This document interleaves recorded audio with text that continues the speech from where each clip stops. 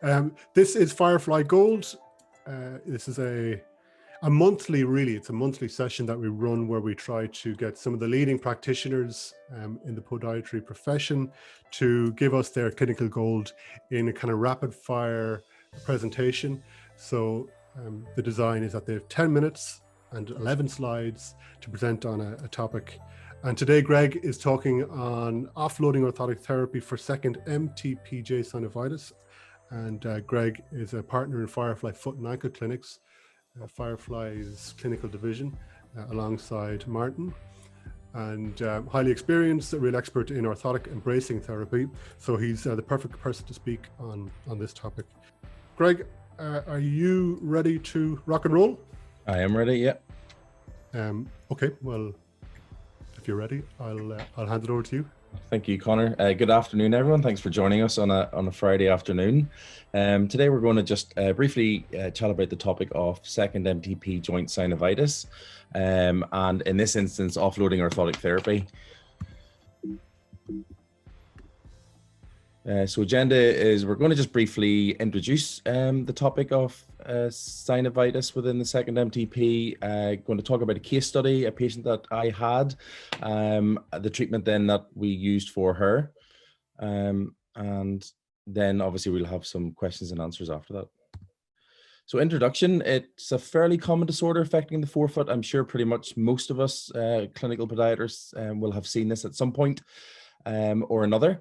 It is typically an insidious onset, most commonly affects over 50s. However, it can affect anybody of any gender. Diagnosis is usually made clinically, and more often than not, treatment is conservative, but not always.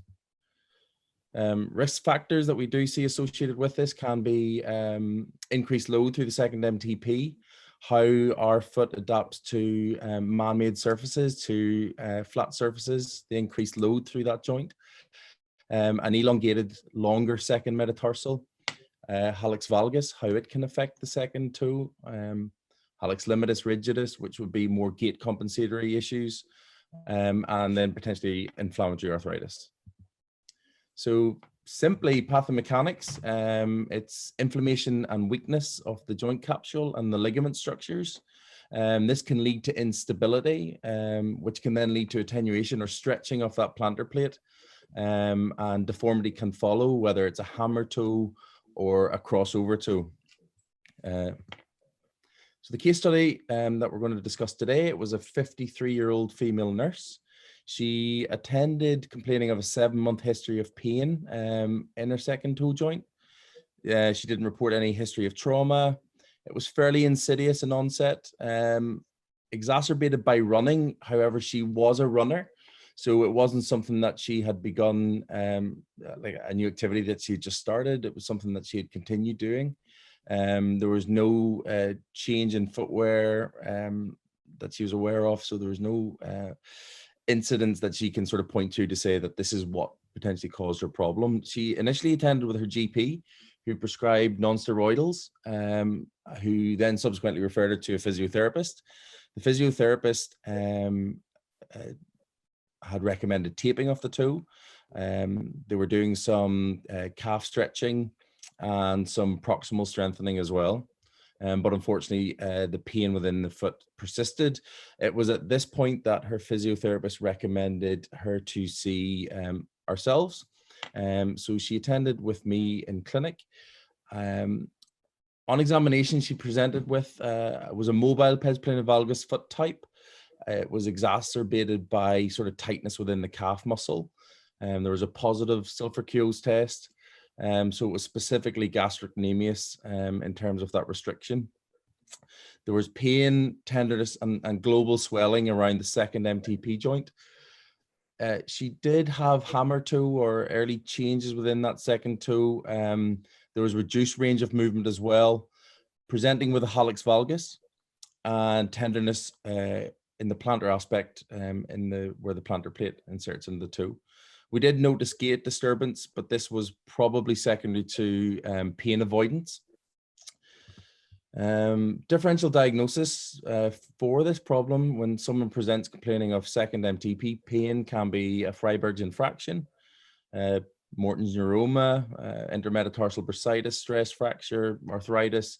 So there can be other reasons for pain within the forefoot. But we can use different sort of clinical tools to sort of try and isolate sort of, well, what the cause may be, whether the pain's intermetatarsally, whether it's specific to the joint, whether there's a positive Mulder's click or a positive squeeze test. So there are testing that we can use to hopefully arise at the diagnosis. Treatment, activity modification. So this patient had ceased running secondary to pain.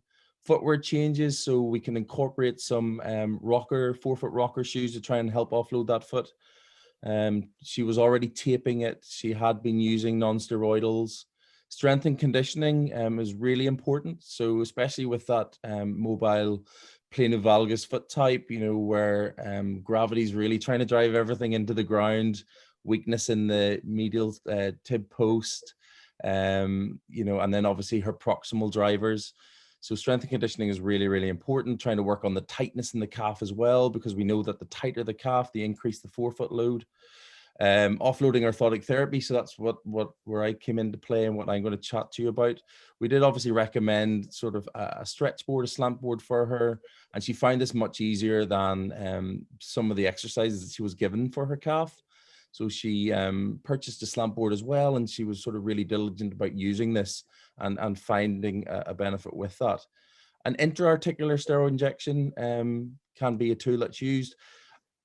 Unfortunately, you know, offloading orthotic therapy and all of these conservative measures don't always work, but that's when we would sort of onward refer to our surgical colleagues for further imaging, whether that's ultrasound or MRI, and obviously their treatment as they would deem appropriate. So we're going to discuss offloading custom-made orthotic therapy. And the aim of the custom-made devices that we used for this lady, so there were, we used a digipad, sort of the iPad scanner, so we scanned her foot in 3D, and we used the digital app, which I find really helpful. It just really expedites the process in terms of prescription writing. So you can do it when the patient's there, you take the scans while they're there as well, and it just really speeds up the whole process for me. So our aim with orthotic therapy here was to address sort of the planovalgus foot type, address the equinus, and balancing forefoot to hindfoot. With that, we wanted to increase movement through the first MTP, trying to promote this high gear propulsion. She did have a dynamic abduction through the second MTP. That's where a lot of the stress was coming. So when we were watching her, she had this dynamic whip, and a lot of that stress was then sort of going through that second toe. We utilized a lesion accommodation to the second metatarsal phalangeal joint. This was made with cushion cork material. It was 3 millimeters. And then we applied a metatarsal pad. And the purpose of the metatarsal pad is to transfer the weight proximally to the metatarsal shafts. We utilized a 3 millimeter heel lift. The aim of the heel lift is to reduce some of the tension through the calf, and in turn reducing some of the load and plantar flexion moments, which will affect the forefoot. The next slide will give us an idea of the prescription that I used. So this lady got 2 sets of devices. She got a dress set for more of her slimline footwear, and she had a low profile sport. Are encouraging her to get back running, to start using orthotics as a tool to try and sort of return to normal activities. It was made from, both were made with polypropylene, full length devices, 1.5 mil puff pour on top covers. We balanced the hind foot. It was a calcaneal vertical, and then we balanced the forefoot to that. In this instance, I did use a 4 millimeter medial Kirby skive, just to try and increase supination moments of force from the hind foot. The lesion accommodation, like we discussed, was to the second MTP joint with a metatarsal pad, and then also I had a heel lift. Okay, any questions? Okay, yeah, Greg, that's excellent. Thank you very much. There's just one question that's been popped up onto the screen here at the moment. What is your preferred method of taping in this condition, and which tape do you use? Zinc oxide or kinesiology tape? Thanks. And that's from Karen. It may well have been the physio that was doing the taping, was it, Greg? Rather Yeah, than it was the yourself? physio in this instance that was doing the taping, and I believe that she was using zinc oxide, and it was the figure 8 strap that she was using around the toe. Yeah, I mean, there's a couple of things that jump to mind for me, Greg, and the first is that this lady had gone to her GP, which was the first sort of port of call, and had been immediately diagnosed, or well, you've got some sort of forefoot pain, metatarsalgia, take these non-steroidal anti-inflammatories. Subsequent to that, then she ended up with a physiotherapist who tries, taping or various physiotherapy techniques. And then eventually they end up with the podiatrist, which is so common in so many of the pathologies that we see. Yeah, I mean, another thing that jumps out to me, and I'm sure people have an interest in this, is just the deformities that you mentioned that were potentially present, and in this case present with this lady, which was the hallux valgus and the digital retraction and potentially a hammer toe deformity. And that really makes me think about the mechanics and the anatomy of the foot. And if you have this pes planovalgus foot type, that on weight bearing is essentially collapsing, getting that valgus position of the hind foot, lowering of the MLA, probably an abduction of the forefoot. Then the anatomy of the second metatarsal being the longest and restricted in its movement because it's jammed in against those cuneiforms, tends to be overloaded because the first is dorsiflexed. And if you have the hallux valgus, then that joint's not functioning. It's not taking the proper load. So it's automatically transferring to the second. And that is probably one of the most common areas, the second or maybe even the third MTP. So it's a really common thing. Another question here, Greg, for you is from Tim. Do you have any concerns about cortisone injection therapy for this condition? Yeah, and how do you advise the patient? So, I mean, typically I don't inject myself. So, I know that there can be we need risks. Tim to answer that question. Yeah, maybe Tim should answer that question for sure. But I know that there can be some risk factors associated with probably exacerbating the deformity. If it's more intermetatarsally rather than sort of being intra-articular. Would I be right in that, Tim? Can you speak? I don't know. I suppose, there might be, at what stage, let's say the patient gets the foot orthoses. You didn't talk about a review there, Greg. When was the patient reviewed? How did she respond to the orthotic therapy? So the lady was reviewed. We saw her 6 weeks later, and she was fairly pain-free. We did have a subsequent follow-up with that lady, and she was completely pain-free. Now, the deformity was still present, but she was just happy with the outcome of sort of pain relief. That what we don't know is. So I'm wondering there, Greg, at what point then would you decide we need maybe further investigations, be that an ultrasound scan or something else, and then potentially even a steroid injection, or even do you look at, the underlying problem here might be the hallux valgus, and therefore that needs to be surgically corrected on the digital deformity? And I think, there's an appropriate conversation to have with patients, at the time that, whilst my expertise is to try and treat this conservatively, that there are sort of, surgical options. So we are aware of those. And, typically we are having that conversation with the patient because, this lady's fairly young. She's 53, there's a likelihood that this will become sort of problematic, but I think initially the instance here was to try and sort of address the pain that she was presenting with, and you're always planting that seed that there may be sort of need for further investigations. Now, as you know, Martin, we will always have a fairly close monitor and a closer relationship with that patient for a period of time, to really try and answer all of those questions, and everybody's slightly different. There's just Tim says, no, I would really like your view. So Tim doesn't want to answer that question because he wants us all to sing from the same hymn sheet. So if we're treating patients conservatively, and we may or may not be advising on a steroid injection, well, in this particular case, I suppose I don't see really that much of a complication really about using steroid injections in this case. And if you have access to that, that could be one of the first port of calls. That could have actually been done at the initial consultation when you casted her, to deal with the inflammation and the pain and swelling that's going on in the joint. at that point. And then I think what we're looking at is really looking at the biomechanics and the functioning of that person in terms of their gait, and how do we offload that second MTP with the orthotic therapy. So have you any opinion on that, Greg, in terms of, is there a risk factor with the steroid injection, and when would you advise getting it?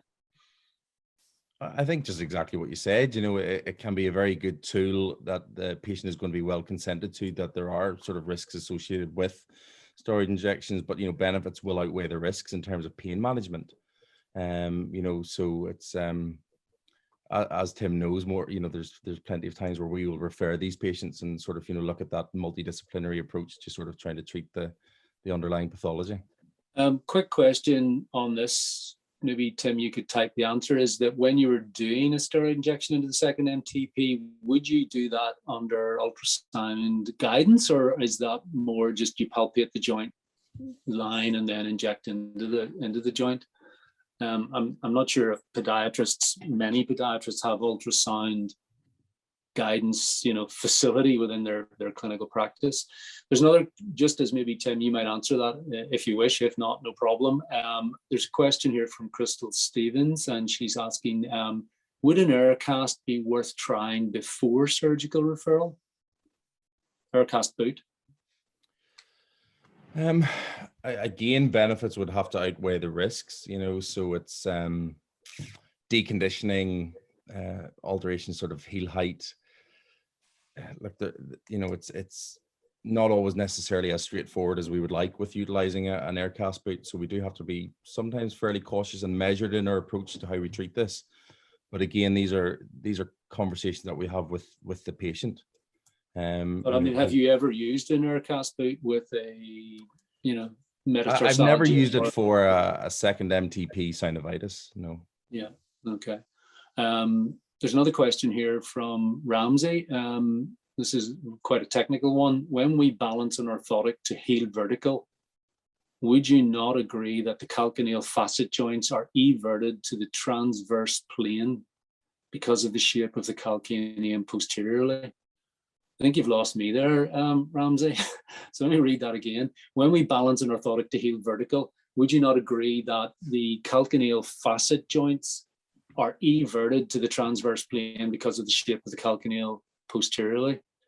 I'd probably have to get the anatomy books out there to look at the facet joints, Ramsey, just to, I mean, I would imagine you know the answer to that when you say, would you not agree? So you're probably right. Any comment from you, Greg, on that? Nope. Okay, let's see. Have we any more questions? Anything else coming up for anyone? Another question here is, which trainers do you recommend now, and any particular activities you would advise against? Obviously, any activities that are going to increase that forefoot load. The Hoka 1-1 can be quite a good trainer, you know, with that rocker style. You know, I've had some good success with offloading the forefoot with those. Yeah, I think another thing there would be the barefoot walking. You know, particularly when people get into their homes, sometimes they'll throw off their shoes and walk barefoot around the house. And even at nighttime, you know, slipping out of the bed and going to the bathroom, I would certainly probably advise the use of Crocs. But it could be any type of cushioning footwear that just in some way offloads the forefoot. And I mean, that's really, I suppose, from a conservative perspective, what we're thinking about. How do we offload it? And we sometimes refer to as custom-made orthotic devices as load modifiers. So you're trying to load them, you know, modify the load going through the second MTP. So definitely Crocs for the house. And I know you're a big fan of that, Tim. Yeah, I like Brooks as well. You know, and I mean, any good quality training shoe that gives the forefoot cushioning as well as the ability to tie the laces and good heel counter tends to work. Okay, Tim's just answering about the injection, and he's saying palpate the joint. It is much easier. The ultrasound probe gets in the bloody way. However, I do use ultrasound to confirm the inflammation of the capsule pre-injection, rule out a plantar plate rupture, monitor for any deterioration of the plantar plate, and then use post-injection at review to monitor reduction of joint capsule inflammation. I'll read that again for the benefit of all the listeners. So it's talking about the use of an ultrasound and using that to give injections. So the answer here is palpate the joint. It is much easier. However, I do use ultrasound to confirm the inflammation of the capsule pre-injection, rule out a plantar plate rupture, monitor for any deterioration of the plantar plate, and then use post-injection at review to monitor reduction of joint capsule inflammation. Quick question there. I wondered, Tim, when you asked about, is there any complications in using a steroid injection? Is it possible that it could make something like a plantar plate rupture worse, or could it actually bring that on? I mean, I think the plantar plate rupture is one of those conditions now that we're all talking about, and probably X amount of years ago we weren't talking too much about it. So, you know, and I take it that's something you can pick up quite easily on ultrasound. Just as we might get an answer there from Tim, there's an anonymous attendee saying, what about MBT shoes? Well, they're going to be similar to the Hoka One, sort of rocker bottom. So they help in the sagittal plane movement. So they're pretty effective at offloading the forefoot, as long as you're stable in the frontal and transverse plane. Would you agree with that, Greg? Yeah, for sure. So it's like, you know, not every patient that we would see would be a prime candidate for it, but there are definitely those that will get benefit from a rocker style shoe. Another little question here is, does fixed toe have a place and or low level laser therapy? I actually don't know what fixed toe is. Do you, Craig? No. Yeah, not sure. So maybe somebody can enlighten us to that. And then low level laser therapy, I suppose that has the potential to help in terms of just reducing pain and promoting healing. We don't use it in our clinics, so again, we've no real experience of that, but I'm sure it would be beneficial. Was there any modifications required, Greg? You know, no. Thankfully, with this lady, all was fairly seamless, and sort of all went quite well, which is good. There's just another question came up in the chat there. It's from Lubna, and the question is, do you think that rocker sole trainers can affect the way an orthotic can work?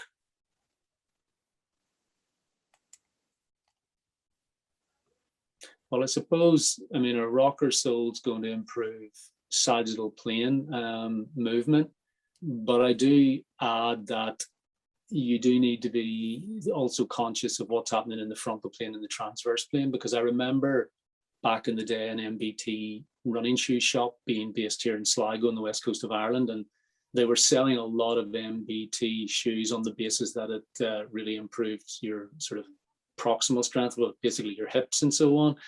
And I often saw patients sort of walking around in these shoes but completely collapsed, like a medial collapse in terms of they had no frontal plane control. And that then comes back to things like, well, you know, as we get older, we lose muscle mass, muscle strength.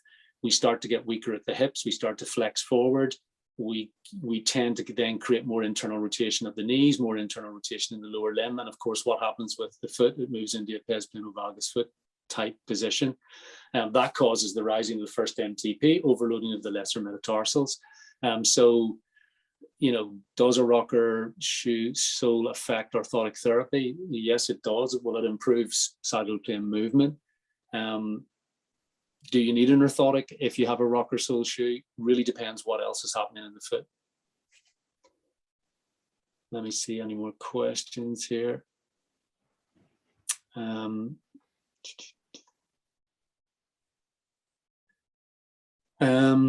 Yeah, Tim's just made a comment here. Need to consent the patient pre-injection that plantar plate rupture is a risk of cortisone injection. Okay, so that's heads up for anyone that wasn't aware of that. So just read it again. Need to consent the patient pre-injection that plantar plate rupture is a risk of cortisone injection. Fortunately, I have only seen it happen on 1 or 2 occasions. Meanwhile, this condition accounts for 10% of case load. and I always inject them up to 3 times at 4 weekly intervals. I advise the patient that really nothing is lost if the plantar plate ruptures, as the endpoint of treatment is likely to be surgery if conservative measures do not resolve this complaint. Yeah, and I think that's one of the reasons why, you know, we do the active reviews, because if the patient isn't responding to treatment, then it's a subsequent onward referral. And I know that I had a patient myself back in the day that actually had psoriatic arthropathy. And I did everything in my power to offload. It was a 4th MTP joint, and it just wasn't responding. And, you know, at review appointments, I noticed that they had suddenly developed a psoriatic plaque on their elbow. And I referred to the GP and on to the rheumatologist, and they did x-rays and determined that the person had psoriatic arthritis. And they were put on methotrexate, and within 7 days, this person's foot pain disappeared. And they stood upright, and hey presto, work to treat. So that's a whole other pathology underlying it all. Let's see, here's a question. Will plantar plate actually heal by itself? Is there an expected healing time if you have a rupture of a plantar plate? I don't know the answer to that. Do you, Tim, or Greg, or anyone else on the chat for that matter?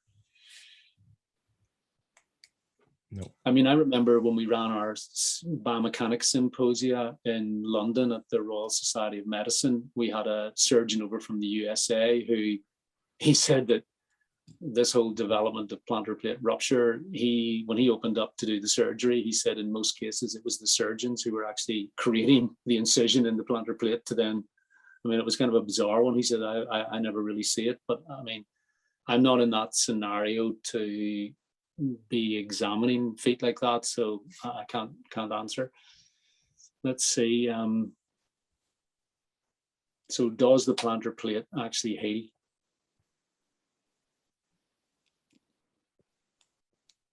What do you think, Tim? Any answers on that? Anyone else got an opinion on that? Anybody else got an opinion on the orthotic therapy and what Greg said about it? Would you do something differently? How else would you create supination moments of force, things like that? I can see there's a question there, Martin, from Lubna again, and she says, or she asks, regarding Greg's orthotic therapy for his case study, how many millimeters were the heel raises? They were 3 millimeters.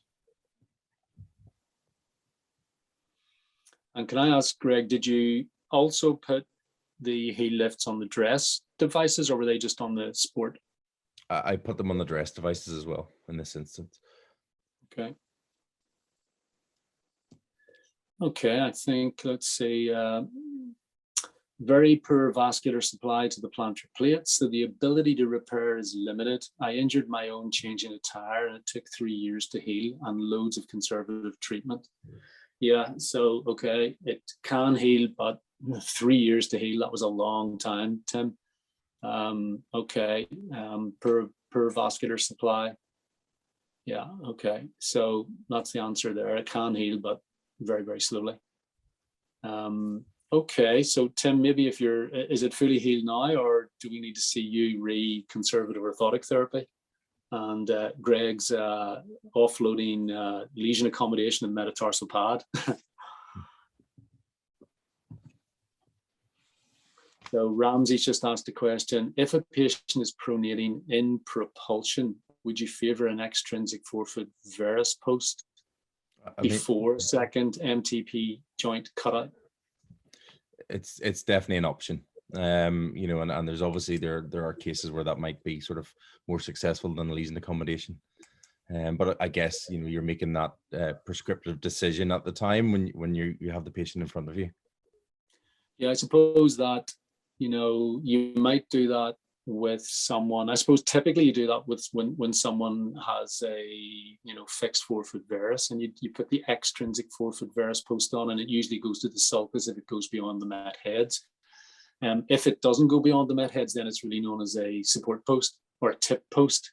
Interestingly, in the UK and Ireland, we understood that those tip posts were extrinsic forefoot varus posts or valgus. In the United States and Canada, they don't call it an extrinsic varus post unless it goes beyond the met heads, which means it must go to the sulcus. And the labs over here would have called it a runner's wedge. So it depends, Ramsey, on maybe who is your patient? What is that persona? Are they a runner? And are you observing that pronation in the propulsive phase, which of course we would deem, not good. And the runner's wedge, which is the varus post, could be quite good. And typically they're about 3 degrees. So you could certainly do that. I think when it's very specific and you're able to palpate that joint and you can say, oh, this is, bang on the second met head there, or that, joint, you can then really offload it well with the lesion accommodation and the met pad. Sometimes we would actually fill the lesion accommodation with memory pour on, so you get a little bit of cushioning as well as then the offloading from the cork. Okay, folks, that's probably now we're at 140-ish as such, or 135. I'll just check if there's any last questions, and then we could, okay, Tim's just made a little comment. Still wearing orthotics and offloading with orthoses dome pad and 3mm cushioning. Wear trainers still when I have to walk any distance on pavements or have to drive a car with a stiff clutch. If I can feel the floor through the sole of my shoe, I avoid walking any distance on it. It was very painful and disabling condition, and you learn a lot from your own injuries. Yeah, I mean, that's for all of us. Yeah, that's what our patients are suffering from, Tim, and obviously you've gone through it, so not so nice. And then you are sort of now taking steps to avoid the thin sort of leather sole shoes or whatever. Yeah. Okay, folks, listen, thank you very much, Greg, particularly indebted to you. Thank you for sharing that and the case history. And Very much. Thanks for everybody for giving up your time and coming along and joining us in our clinical goal today. And look forward to speaking with you all and seeing you all again sometime in the future. Okay, thank you, and bye-bye.